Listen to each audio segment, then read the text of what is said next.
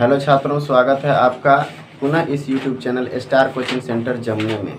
आज हम देखते हैं 9वीं कक्षा के प्रश्नावली 7.1 का प्रश्न संख्या 7 को।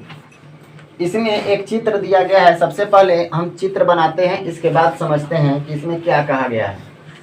तो एक चित्र जब हम बनाते हैं तो उसमें AB एक रेखाखंड दिया गया है और P इसका मध्य बिंदु है। यहाँ से E और B दो बिंदुएं हैं जो इस रेखा के एक ही ओर स्थित हैं। वहाँ से P से E को और P से D को मिलाया गया है और यहाँ से A के साथ और यहाँ से B के साथ मिला हुआ है। ठीक है, ये दोनों कोण जो हैं वो आपस में बराबर दिए गए हैं। ये कोण और ये कोण दोनों आपस में बराबर दिए गए हैं। बाकी सब नाम लिखा हुआ है। अब हम लोग सवाल पढ़ते हैं और जैसे जैसे सवाल कहेगा वैसे वैसे समझेंगे और गिवन में लिखेंगे। तो देखिएगा, बोलता है AB एक रेखाखंड है। देखिए AB एक रेखाखंड है, इसमें और P इसका मध्य बिंदु है। P जो है ये दोनों का मतलब ये जो रेखा है उसका मध्य बिंदु है, मतलब जितना ये है उतना ही ये भी है। अब मान लीजिए AB एक रेखा है और उसका मध्य बिंदु कौन आ गया? P। तो मध्य बिंदु है मतलब बीचों बीच है, और बीचों बीच है तो AP और BP ये दोनों क्या होंगे? आपस में बराबर होंगे। चलिए आगे क्या कहा। D और E रेखाखंड AB के एक ही ओर स्थित दो बिंदुएं हैं। D और E जो है AB के एक ही तरफ न है कि एगो एने है, दोनों के दोनों उधर ही है। आगे क्या बोला, इस प्रकार की कोण BAD बराबर है ABE के। BAD कहाँ है? BAD ये वाला कोण, ठीक है, BAD। E बराबर है किसके? आगे ABE के, ABE के बराबर है, मतलब ये दोनों कोण आपस में क्या हो गए? बराबर। ये गिवन में दिया गया है। आगे और क्या दिया गया? कोण EPA ये वाला कोण किसके बराबर है? कोण DPB के, यानी ये वाला कोण के बराबर है। ये इसके बराबर, ये वाला इसके बराबर और भुजा के बराबर। इतना क्लियर है? अब कहा कि दर्शाइए कि दो ठो दर्शाना है, मतलब दो ठो हमको सिद्ध करना है। तो सबसे पहले हम लोग लिखते हैं गिवन कि गिवन में क्या दिया गया है। तो गिवन में हमारे पास दिया गया है सबसे पहला बात कि P जो है वो रेखाखंड AB का क्या है? मध्य बिंदु है। तो लिखेंगे बिंदु P रेखाखंड AB का एक मध्य बिंदु है। मध्य बिंदु है। इतना क्लियर है? मध्य बिंदु है, इसका मतलब क्या जानते हैं हम लोग? अर्थात AP बराबर क्या हो जाएगा? BP, मतलब जितना ये है उतना ही ये होगा क्योंकि ये मध्य बिंदु में है। आगे बोला कोण बराबर कहाँ है? क्या क्या कोण बराबर कहाँ है? कोण कौन सा? BAD बराबर है कोण ABE के, तथा एक और कोण बराबर का है क्या? कोण EPA बराबर है कोण किसके? DPB के। सही है ना? DPB के बराबर है। इतना गिवन में दे दिया है। अब हमको क्या करना है? सिद्ध करना है। टू प्रूव दैट में कि सिद्ध क्या करना है? टू प्रूव दैट में हमको सिद्ध करना है। पहला नंबर दो ठो सिद्ध करना है हमको। त्रिभुज DAP है ना, सर्वांग सम है त्रिभुज किसके? EBP के। और दूसरा नंबर जो सवाल है जो सिद्ध करना है वो है AD बराबर कौन सा? BE। इतना क्लियर है? अगर इतना समझ में आ रहा होगा तो देखिए अब एकदम आसानी से समझ सकते हैं आप। इसके पहले जो सवाल था सेम उसी के जैसा है। अंतर क्या है देखिएगा, DAP कहाँ है? DAP ये वाला त्रिभुज है। और चलिए EBP कहाँ है? EBP ये वाला त्रिभुज यही दोनों त्रिभुज को हमको सर्वांगसम करना है। तो पहले समझते हैं कि क्या सर्वांगसम हो सकता है। तो देखिए, इस त्रिभुज में चलिएगा तो ये वाला भुजा, और इस त्रिभुज में चलिएगा तो ये वाला भुजा, दोनों आपस में बराबर हैं। अगर इस त्रिभुज में चलते हैं तो ये वाला कोण, और इस त्रिभुज में चलेंगे तो ये वाला कोण बराबर हैं। आगे अब इस त्रिभुज में चलिएगा तो आधा कोण, अब इसमें चलिएगा तो ई आधा कोण बराबर है। पूरा तो है नहीं। तो एक बात बताइए, ई जो कोना है यहाँ से यहाँ तक, ये दोनों में अगर ले लिया जाए तो बराबर है ना, जुटेगा दोनों में। जैसे उसमें अभी दोनों में जुट रहा था बराबर, तो इसको इसके साथ भी ले लीजिए, इसी को इसके साथ भी ले लीजिए, तो ये दोनों में काम कर जाएगा और दोनों बराबर हो जाएगा। तो क्या दो कोनों बीच का भुजा हुआ? तो देखिए, ये वाला त्रिभुज था ना, इसमें ये वाला कोण और ये वाला पूरा कोण और बीच वाला भुजा आ गया। इस त्रिभुज में ये वाला कोण कने गया, ये वाला कोण और ये वाला कोण और बीच वाला भुजा बराबर हो गया। तो क्या हम लोग ए सर्वांगसम नहीं कह सकते हैं? कह सकते हैं। तो चलिए अब हम लोग डायरेक्ट प्रूफ में चलते हैं और इसको हल करते हैं। प्रूफ में क्या लिखेंगे? जिस त्रिभुज को हमको सर्वांगसम करना है वह दोनों त्रिभुज में चलते हैं। पहला प्रूफ कर रहे हैं, त्रिभुज कौन में? DAP तथा त्रिभुज किसमें? एक और था EBP, बोलने में पीछे मत हटिए, में। क्लियर है? लेकिन ध्यान से देख करके चलिए, DAP कहाँ है?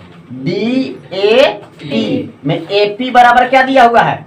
BP, या फिर ऐसे समझिए, पहले ही कोण के नाम भी आप लिख सकते हैं। तो DAP, कोना DAP बराबर दिया हुआ था गिवन में। देखिए DAP कहाँ है? DAP नहीं दिया हुआ है, DPB। लेकिन ए वो कोण तो बराबर होना चाहिए, ये वाला A वाला B के बराबर होगा। अच्छा, यहाँ पे दिया A और B के बराबर, तो यहाँ पे DAP नहीं लिखा है, क्या लिखा है? DAB या फिर BAD लिख दिया है, BAD। लेकिन जब इस त्रिभुज में चल रहे हैं तो ये वाला कोण को हमको लिखना पड़ेगा, तो DAP लिखेंगे। कोण क्या लिखेंगे? DAP बराबर है किसके? ई वाला कोण के। तो इसके संगत क्या होगा? D के बाद A के बाद सॉरी P है ना, यहाँ पे P लिखेंगे। अब यहाँ पे देखिएगा, D के बाद A तब P आया है, तो यहाँ E के बाद B तब क्या आएगा? P, यानी कोण EBP बराबर है। E कहाँ से? गिवेन से दिया गया था कि नहीं? GIVEN, गिवेन से। एक बात बताइए, क्या सच में बराबर है? वह चित्र पर ध्यान दीजिए। DAP कहाँ है? DAP, ये वाला कोण, और दूसरा का EBP, E के बाद B के बाद P, सही है, बराबर है ना। आगे चलिए, भुजा अब लिखिए। भुजा इसमें कौन सा? AP है ना, यहाँ पे लिख देंगे AP बराबर। अब AP के संगत कौन सा? AP के संगत BP है कि नहीं? तो यहाँ पे क्या लिखेंगे? BP, ये भी बराबर है। ये कहाँ से दिया गया था? गिवेन से ये भी दिया गया था। चलिए, गिवेन से ये भी बराबर होगा। एक तो गिवेन में कोना दिया हुआ है इसका, लेकिन आधा कोना दिया गया है। कौन सा? APE लिखा है कि EPA लिखा है? EPA लिखा है, EPA। तो इसके तरफ लिखिएगा, क्योंकि इस त्रिभुज के बारे में बात कर रहे हैं हम लोग। पहले इस त्रिभुज में ये वाला कोण लेना है, तो पहले इसके बारे में बात करेंगे। तो EPA लिखा है, तो लिख दीजिए कोण EPA बराबर क्या दिया हुआ है? कोण DPB। ये कहाँ से दिया गया? ये भी गिवेन से दिया गया है। अब इसमें भी ये बीच वाला जोड़िए और इसमें भी बीच वाला जोड़िए, तो दोनों में बराबर जोड़िएगा तो कोई अंतर नहीं पड़ेगा। तो चलिए जोड़िए, कोण EPA प्लस EPA प्लस कौन सा? EPD, कोण EPD। इन लोग को हल्ला करने के लिए मत बोलिए, EPD। अब अगला के लिए, इस कोण के लिए हमको चलना है, तो यहाँ पे कितना दिया हुआ था? DPB दिया हुआ था, प्लस कौन जोड़ना था? यही DPE जोड़ देंगे। अरे EPD कहिए चाहे DPE कहिए, बतिया के ना है। EPD कहिए DPE कहिए, ये तो दोनों उहे कोण के बारे में बता रहा है। तो कोण कौन सा? DPE। क्लियर है? अब बताइए कि ये दोनों को जोड़ दीजिएगा तो ये जो त्रिभुज था उसका ये वाला पूरा के पूरा एंगल आ जाएगा कि नहीं? तो इसका नाम क्या हो जाएगा? APD।